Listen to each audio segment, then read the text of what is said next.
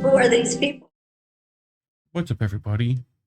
We're here with a very special, exclusive, extra episode of INN News. I'm here with my co-host Collin, aka Care Bear. You know, What's up? not It's much. late. By the time you watch this, depending when we do release it, it's late for us. So Yes, but burning we did midnight want- oil around here. Yeah, but we did want to,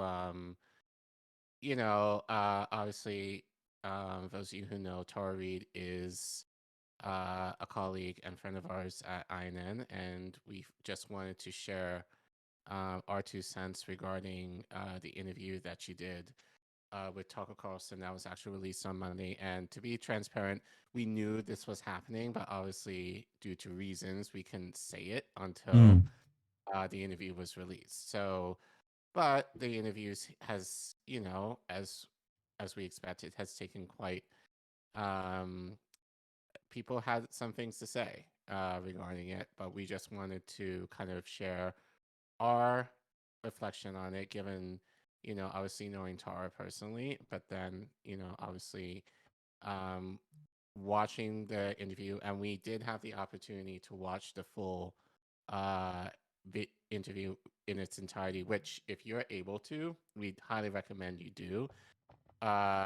It's behind a paywall, however, so I'm not sure if any of you will want to be. I think there's paid a to free watch it. trial if you put in one of those credit cards, like through privacy, and only put $1 on it so that they can't take any money out. Right.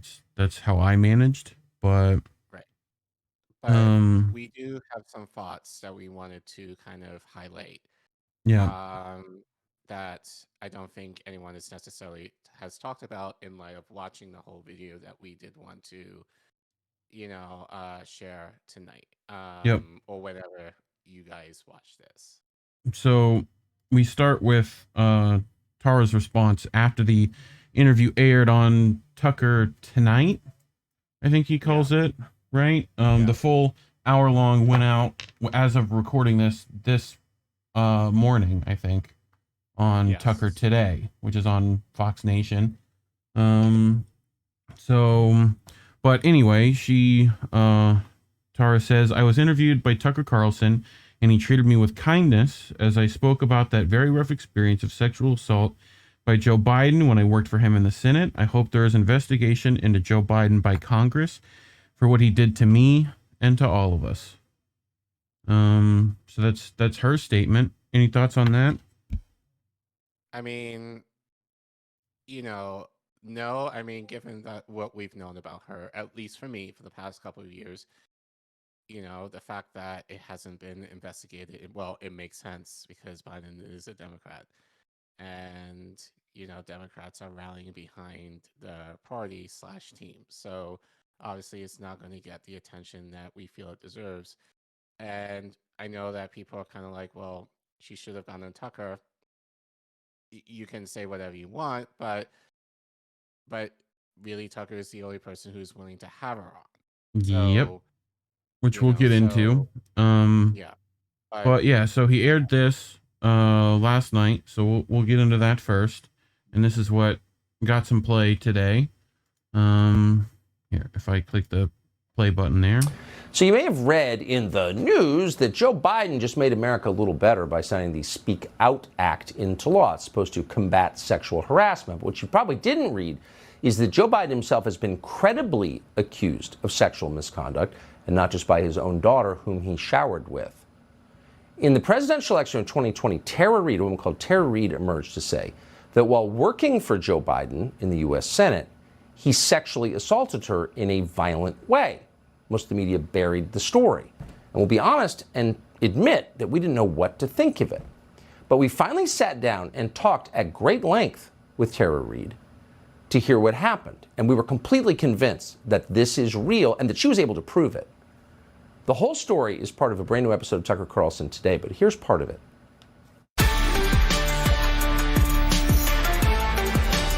when Biden started acting weird towards me. He would like put his hands on my shoulder and put his fingers underneath my hair and do weird things like that. And then there was a scene where... What did you think of that? I mean, did you... Well, you know, bear in mind, and you were around and a professional in the 90s, it was a different... I don't know if you were in DC, but it was a different vibe. I was in DC, yeah. Okay, that was a different vibe, but it still was weird. I never had an employer do that, and Panetta certainly didn't act like that. No, he's not like that. No, not at all. And he's just all business. And, you know, Joe Biden was always, he didn't seem like an intellectual giant, let's put it that way. Right. No, he was famously not. Yeah. But a charismatic and warm guy. That was the conventional view. You know, and that's the thing. Behind closed doors, he was very temperamental. Really? And he would do this thing where he smiles when he's angry. It's very disconcerting. Very disconcerting. That big smile, and but he'd be angry, and he was very temperamental. He had me up against a wall, and he penetrated me with his fingers against my will.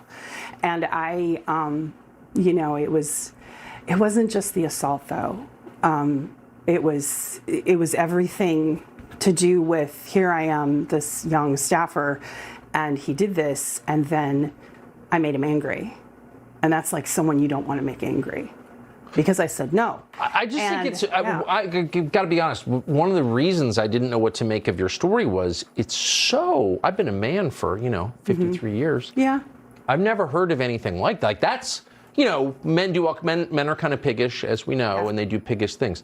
But that's like kind of like rape. I mean, that's like so out of bounds that it's weird to think someone would do something like that. It was just, it happened all at once. It happened really quickly. There was no like flirtation with him or anything like that. It was very, he was usually with people and he wasn't. I was like at the wrong place, the wrong time, so to speak. And when it happened, he at first was like, come on, man, I heard you liked me. And I froze. And then he said, he got angry, and that's when he smiled, that smile. And that's what was really jarring. And then he pointed his finger in my face and he said, you're nothing. You're nothing to me. And then I must have had a certain look on my face, and he just took my shoulders and shook them. He said, you're fine, you're fine, you're fine. And then he turned around and he walked away. And I remember it was just such a jarring, shocking incident. Probably was all of less than 5 minutes, right? But my vivid memory is sitting on these marble stairs, and my legs were shaking so badly because it wasn't just what he did. It's that I knew my career was over. That was it.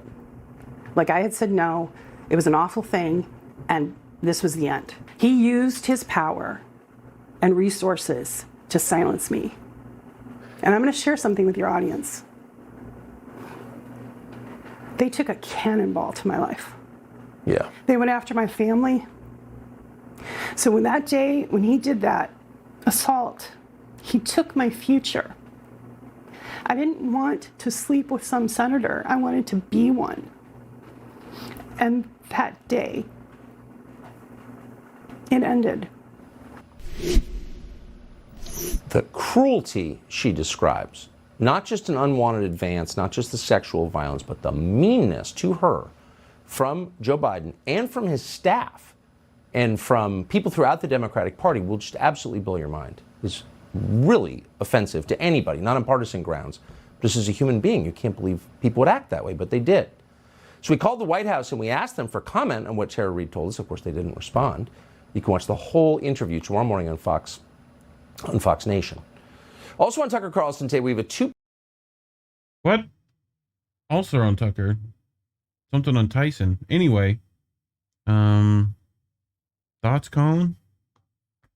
I mean, this isn't anything that we haven't heard before, so it's nothing new. But for us, I mean, for others, it's definitely new, I think. Yeah, but I think especially if you were kind of following Tara's story. I mean, I only got to know Tara from 2020 when she was brave enough to speak out fully in regards to her truth of what happened. It's not new to me, but it's still kind of painful and disgusting, and infuriating to see how, you know, her. I think obviously, given the assault is one thing, but and I think people, and this is, I think for me, this is the thing that infuriates me most, especially with people online, is the idea that people are not necessarily thinking that because of this one event, that her life was over, as she said. I don't think people think of it in that way.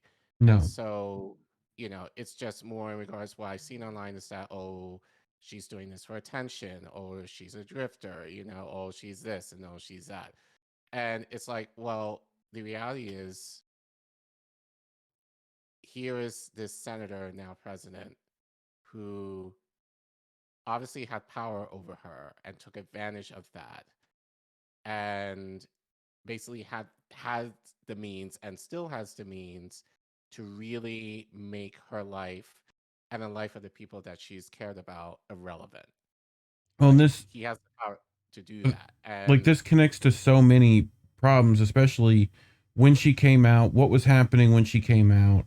Me Too was just kind of getting footholds into things, thanks to Rose, mainly.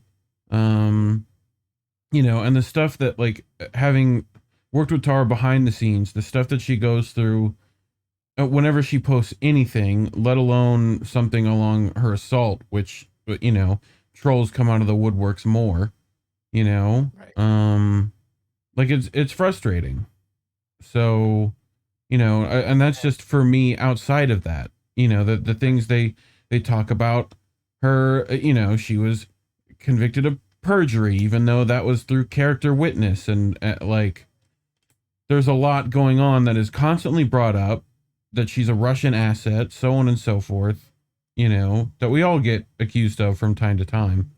But, Right. But I think I get mad is that people kind of expect her to kind of move on with her life. And it's like, well, what can she do?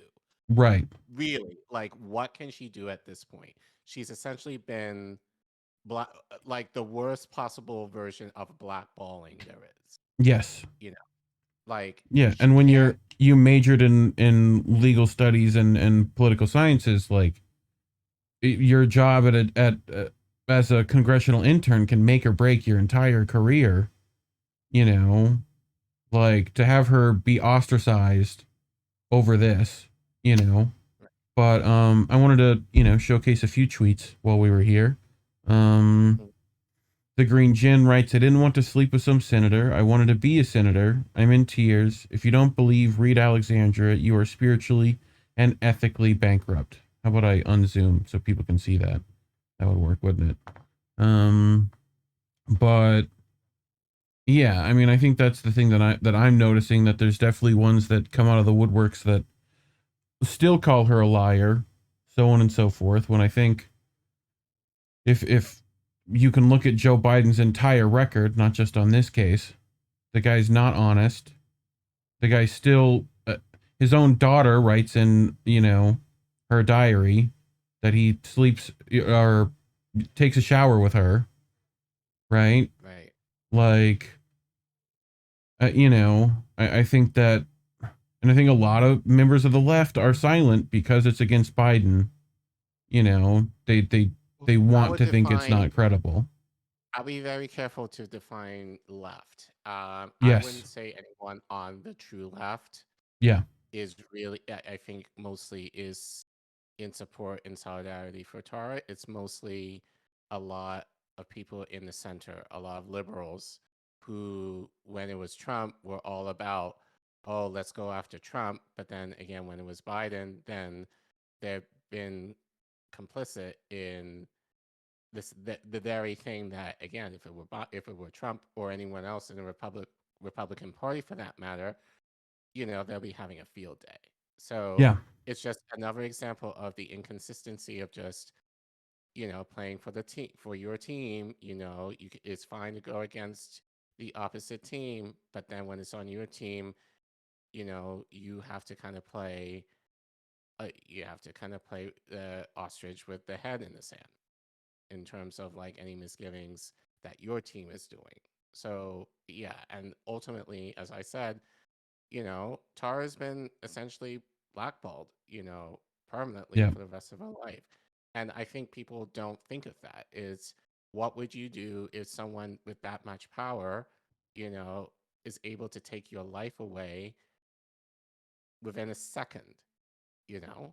Like, Yeah. how are you going to function in society after that? What are you supposed to do in society after that? And Well, and so Tara's had to deal I with think that's that. my issue with so many issues on the left, not just the Me Too movement and Tara, but I mean, just about on everything. It's labeled right wing thinking if you aren't down for the liberal narrative, whether that's nuclear war, like threatening Putin, or what's happening in Ukraine, or what's happening in the global south. Any of those things we now are deemed right wingers, and so much so that it's allowed actual right wingers like Tucker to get things right, essentially. Like, and I think that that's what, leading to our next little tweet. I'm sorry that piece of shit is the only one willing to interview you. I wish you could be interviewed by someone who isn't advocating violence against trans people. Maybe try TYT or Ring of Fire. They haven't called. They've known about this for a while. Right. Like, so, sure, but like, I don't think you can claim that those are necessarily as morally just as anyone else either. So,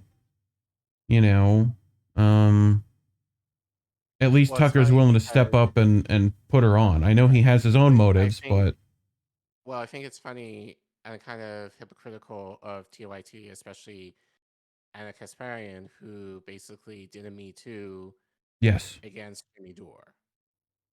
yeah, And tried to blackmail him on top of that when that happened.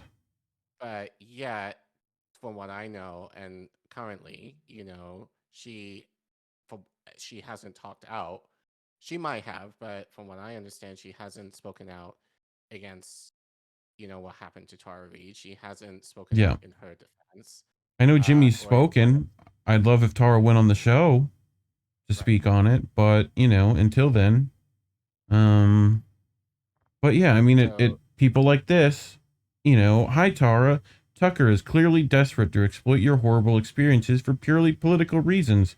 He's all in it against Joe. You should have went elsewhere for an interview.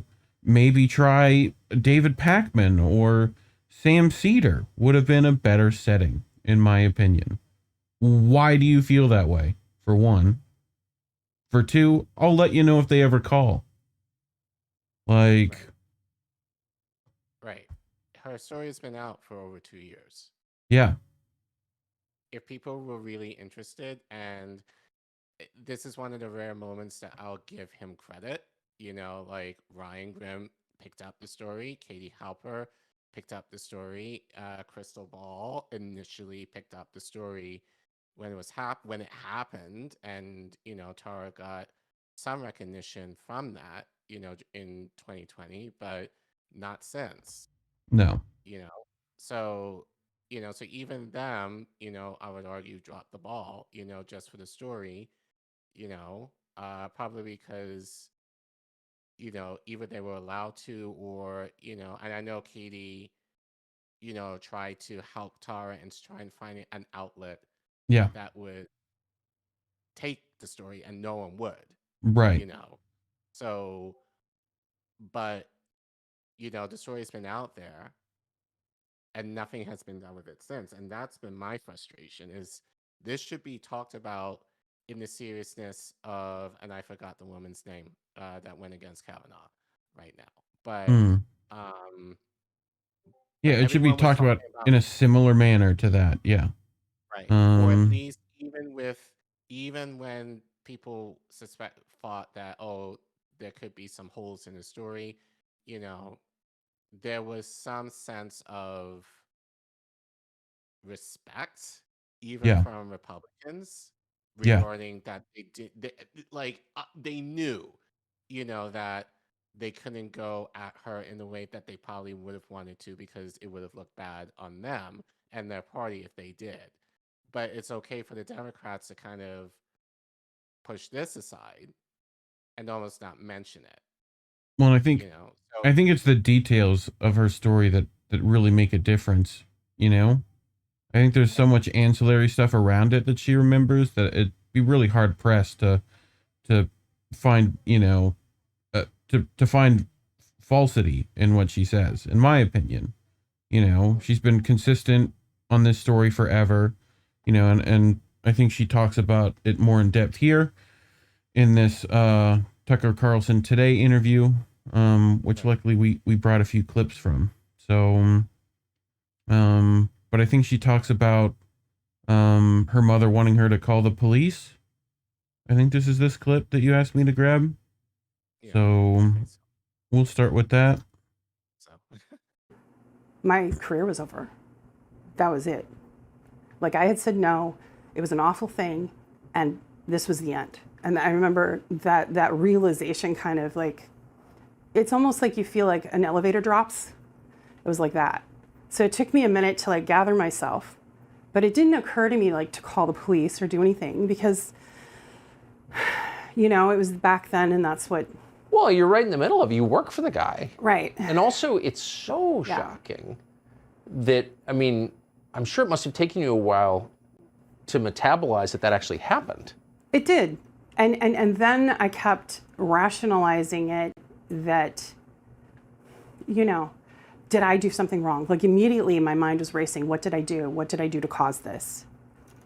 And, and luckily I had my mom and she was really strong and she was furious with me because I did all the things you're not supposed to do. I put all my clothes, I don't know why I did this, but I put them all in a garbage bag and threw them away, including my shoes.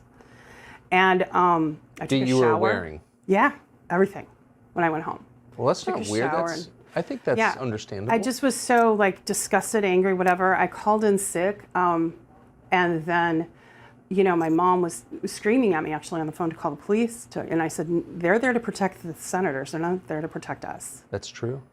And had your mom worked in politics? How'd she know that? No, I said that. Oh, you said that. Oh, yeah, sorry. Yeah, and she said, you need to call the police. And she was like, she was, I was afraid she was going to do it anonymously, and she may have. I don't even know. Like, she may have made. Well, she did it anonymously on Larry King. And she threatened to do that. So I don't know if she ever did, and if they ever dug anything up. But she was very adamant that I deal with it. And then I felt like because it's a mom-daughter thing, I just felt, okay, I need to talk to my friend. So I called my friend. Of course. And then, and I did a few days later call my younger brother and didn't tell him the gory detail, but just gave him, he knew like what, it was bad. And he'd heard my mom all upset. And then my friend, she knew in real time as it was happening, how it kind of escalated. And, she knew what I did, that going to the police would be hard. So at that point, my mom convinced me to finally file that report. And so I thought, okay, well, I'll do the sexual harassment and then talk to someone one-on-one and then tell them, what happened and let them investigate. Well, I made the report. No one ever called and followed up. They wanted a witness or someone that I told in real time, so I put down, my friend. They never called her. Was this with Capitol Police? This was the Senate. No, this was the Senate. They had like, it was like a counseling office is what they called it back then. But and apparently the paper still exists. Apparently, supposedly it's in the University of Delaware, sealed. And Joe Biden refuses to release those papers because he said it's not in the public interest.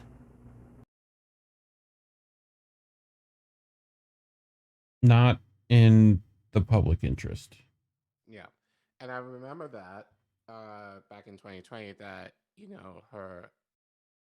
the police record regarding her assault was sealed.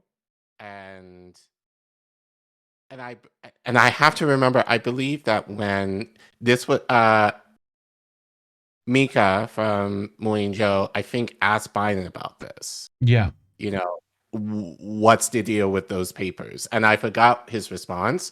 But basically, I was just kind of like, well, if you are innocent, then you really shouldn't have a problem in going through those archives and releasing them and releasing those papers to kind of clear your name. So the fact that he hasn't done that and he refuses to do that, that just seems very sus to me, number one. But the reason why I wanted you to pull that clip, because she said something very interesting in terms of, I'm going to say the Senate police. Yeah. Because this happened in the 90s, this assault.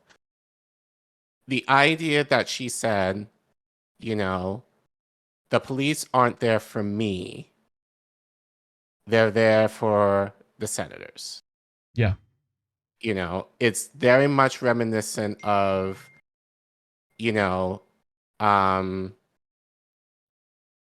going to, and I hate to mention them in this, but the squad, voting to increase the Capitol Police budget. For what reason? It's not to protect us, it's to protect them. Yep. And so the idea for her, even within the walls of Congress, she was a less than. She wasn't considered, she wasn't an elite. She was essentially disposable, which it was easy for Joe Biden to do what he did because he knew he could get away with it. Yeah. And even and he had the power to make it go away at her expense. Yep. So, and the money. But I mean, I think in the interview she said they spent like 2.2 million something against her specifically. Right. It speaks to a giant class issue here, which we have a clip to get to in a bit. But, yeah, I mean, I think from that standpoint, she was a congressional staffer, right? She worked with interns, it was definitely a giant power differential. So, but I mean, normally in most places, and I don't want to use this example, but I think just especially in pop culture, those of you who are young enough, probably Gen Z or whatever, know of the Try Guys. Similar situation with one of the personalities there who essentially, had relations with one of his staffers. Power dynamic, so he was immediately let go.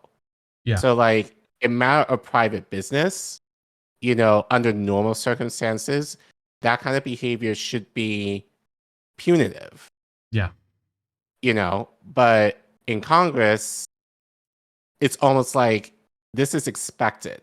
This is kind of on par for the course, which I don't think Tara said, but I think she alluded to it, and I think she's going to allude to it, future clip and other clips that we pulled out. This is part of the culture there, which makes it all the more disgusting.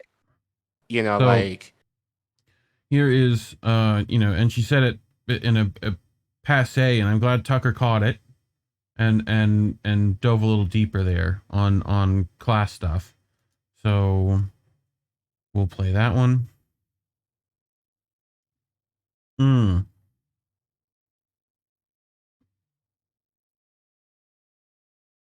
Sound? He's up there stumping about how he's from Pennsylvania. He's an elitist. Right. I was in his. And after you for not being rich on class grounds. Oh, yeah. There's something about that that's really disgusting to me. Tell us. Oh, yeah.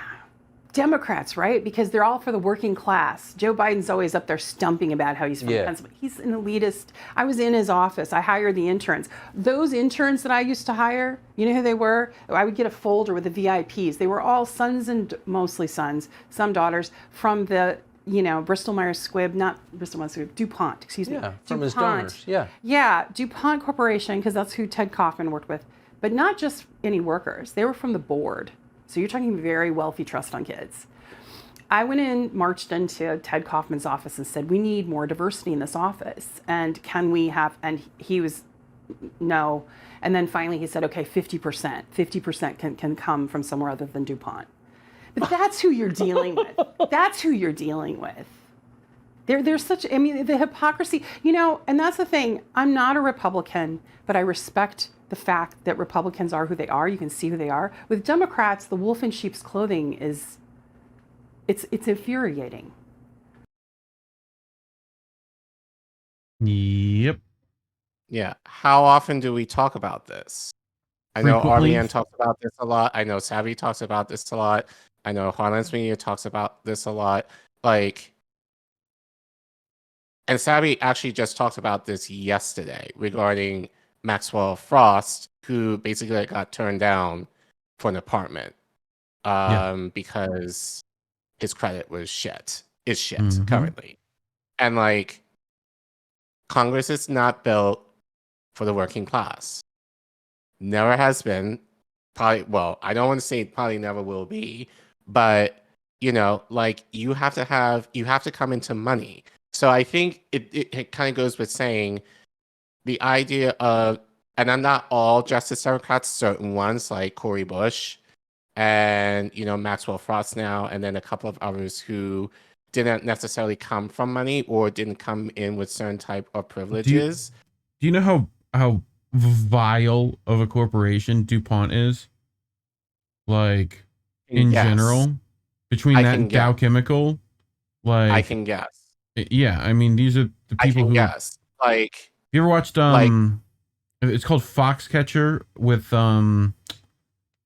what's his name? Office. Office actor plays the boss in The Office. Steve Carell. Yeah. Played an incredible son to one of the DuPont heirs, right? And this mother cared more for her horses than the child, and literally paid for the child to have friends, stuff like that. There's a whole story about it involving like he became super into wrestling and paid for like the US Olympic team, ended up murdering one of them.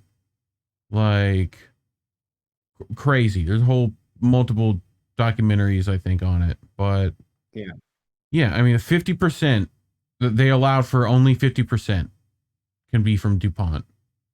Right. That's kind of wild. And then it's no telling where the other 50 were coming from. Right. Yes. Like So it's not even like, you know, like, but yeah, it just kind of reminds me of the circles, especially when I was in college, you know, like it's mostly white elite, you know, trust fund kids, you know, who grew up with privilege, who grew up in that generational wealth that are able to access that power. And those, if you're working class, you know, and I think for Tara, you know, I don't know, I wouldn't say like rich or not, but she definitely didn't come from privilege in the same way compared to a lot of these staffers and Congress people did. Well, You know, those, so she and that also gains its own power, and it's why those things are sought out by revolving door recipients. That, you know, I think it's that access to other politicians, the, you know, and like also a lot of those same, you know, you talked about the squad earlier. A lot of those same politicians have been extremely silent on this issue, especially ones that supported Biden. right. Like, you know, Democrats are not, I say to people, Democrats are the party of the coastal elite, meaning these are the Harvard, the Yale, the Stanford types, you know, who they're not representative of like the Midwest or the South, like in the sticks, you know, who are struggling. You know, these are like more often than not rich elites who are trying to pass off as, you know, like I don't even want to say working class, but they try to pass off as, oh, yeah, we understand you, we get you, and we're going to work hard for you, you know? And even in that kind of like pompous attitude in terms of like, oh, we must help you, like type, you know, type thing, or like, you know, kind of this white savior complex that not all, but many of them do have.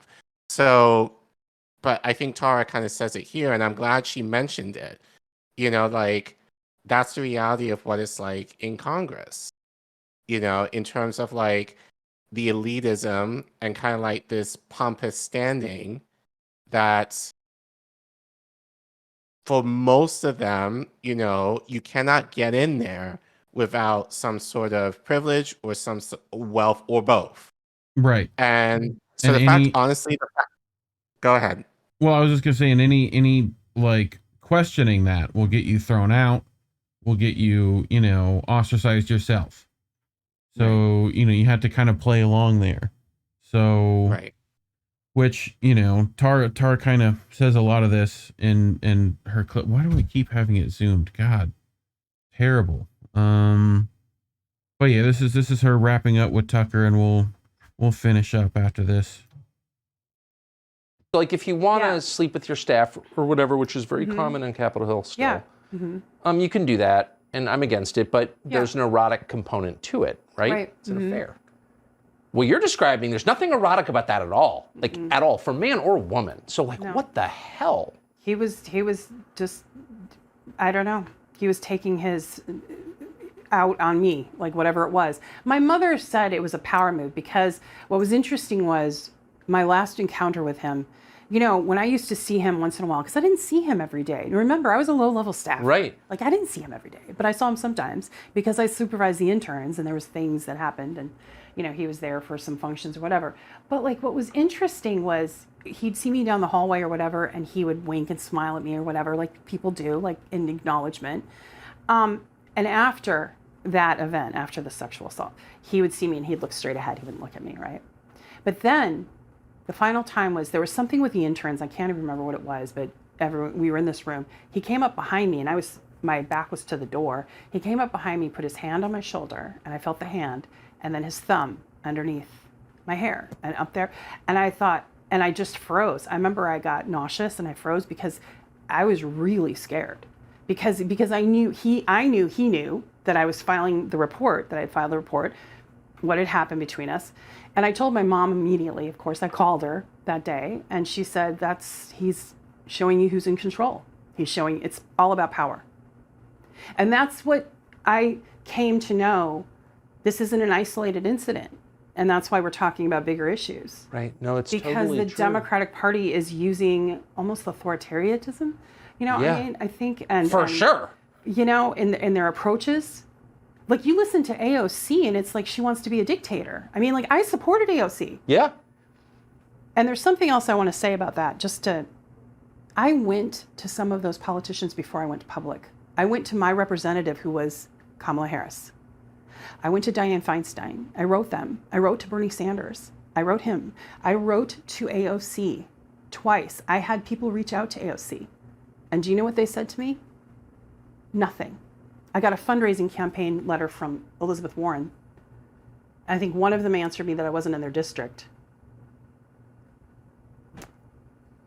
You know, and I wasn't like just some random person. No, on the I get it. I mean, I worked on the Hill. Like, I was an employee. And then you worked for other Democrats after you other left, Democrats, correct? a state senator, yeah. So isn't that amazing? And so AOC goes out and she publicly cries about sexual assault and how awful it is. And then I tweet, you know, when she does that, and I remind her that I'm there. Does she ever call you? Never responds. Never responds. I do not exist. I do not exist. Man, you're describing a real darkness, and I think its fruits are really obvious, and one of them is nuclear war. Yeah. Tara Reade, that was like about 100 times more interesting than I ever imagined it would be, and I am grateful, and I just feel so bad that we didn't do this interview in 2020. It's my fault, but I appreciate your coming now. Thank you. I really appreciate you having me on. And thank you. I mean, amazing. Thank you. Thank you. Yeah. I mean how is it Tucker kind of looks like a saint here? That's yes. It's like the upside down Twilight Zone, basically. You know, It's like, yeah, I get, obviously he's using it to be like, suck it libs, obviously, but right. You know, but they it's give still plenty of ammo. They give so Right. much ammo, and it's so frustrating because it's not like we didn't tell them this was ammo. Tara Right. said this way before she went public to the VP. Like, it baffles And me. just to clarify, like, because Tara lives in, well, at the time, California. In this interview, I think it was Tucker that says something like Tulsi had said that she believed Tara to him, Mhm. like before coming on, and it's like, but who did you endorse? Right. Like, you know, that's as much as we get a politician to say is that they believe her, but then no action is taken, and pick an issue. This is how it works. Like, Right. you know, so I don't know. I'm glad the story's Yeah. getting out. I'm glad but- the story is getting out, and I'm glad we watched the full interview. Yeah. Because sexual assault aside, obviously, you know, like everyone knows that, you know, but as we say here, we try to bring things from a different angle. And I'm glad that Tara talked about the She talked about class. Ukraine. She talked about class stuff. She talked about Right. a lot. Time's Right. up. But I think in this situation, for me, what stood out and like, you know, what got my feelers up as I was listening to this is the class issue. Because Tara just told us, like, in Congress, there's definitely um uh, there's definitely like a set place of where, you know, if you're a senator or like you're up here, and then Yeah. everyone else is down there. So it's like two totally different worlds. And I kind of know that, you know, obviously, you know, knowing some interns and staffers, you know, at DC, and they complain, you know, like the hours and the pay, Yeah. you know, like the living situations. Like a lot of them are doing They're it, trying you to know, to form unions kind now, of right? right. You know, Yeah. a lot of them, you know, are in those positions to try and build their careers, but you know, often not what they have to go through in order to get there. And for many of them, they don't even make it, you know, sucks. But the idea of like you either have to be quiet or you have to do things that you might be morally against in order to uh be promoted, you know, within that system, which is disgusting. Like I've said this, you know, like obviously living in DC, I've said on previous streams, hang out in the Washington DC White House area of the city at around 3, 4, 5 o'clock in the morning, Hmm. and you'll see some things. I won't say what things. You could probably take a guess. All I'll get the hint is it's not the homeless people that will surprise you. You know, Are you saying Nancy It's- gets a little too drunk and like tries to find artisanal ice cream at like 3 a.m? Is it's a that lot worse than that. Honestly, it's a okay? lot worse than that. Like the things that you could probably guess that I would want to say, you know, but I won't say here, but you can use your imagination. Yeah. But you see people coming out of certain places and you can put two and two together to kind of figure out what's going on. You know, but this is kind of the seedy stuff in DC and especially within the White House that people don't talk about.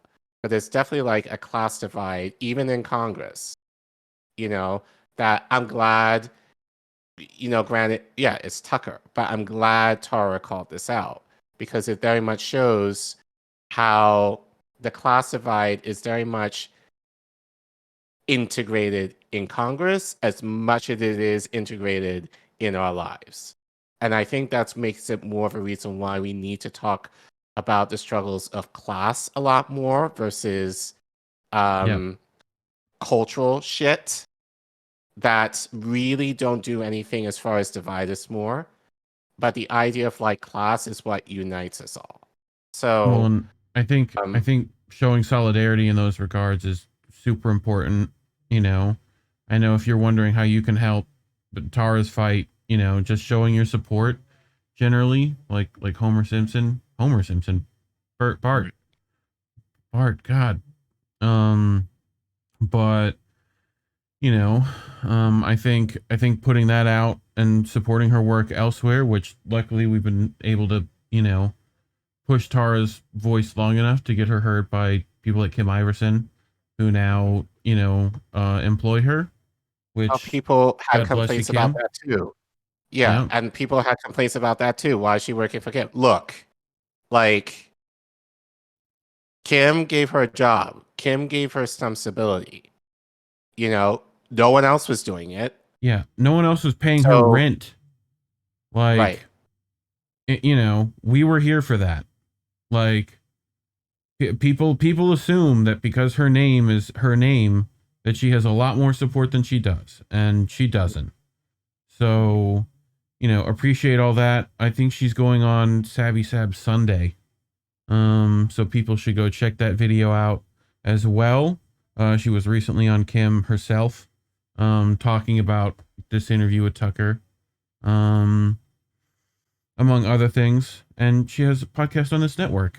I think she's trying to do those Mondays now, so keep an eye out for those. So we recently had Dan Kovalik and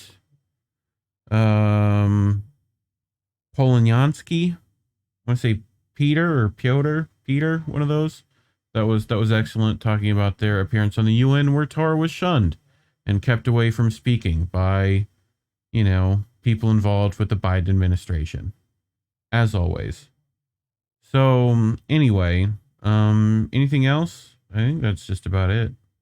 Yeah, I mean, we love Tara. We're glad that she's a part of us, and we will defend her, wholeheartedly. And, but I think I think just given in this interview, because there was stuff that I didn't even know. Yeah. But I think, she's definitely battle tested. Not to say like she doesn't go through shit like a lot of us. She does, but I think a lot of it, most of it, is in part due to the damage that Biden in particular, but you could say this system, Yes. did to her.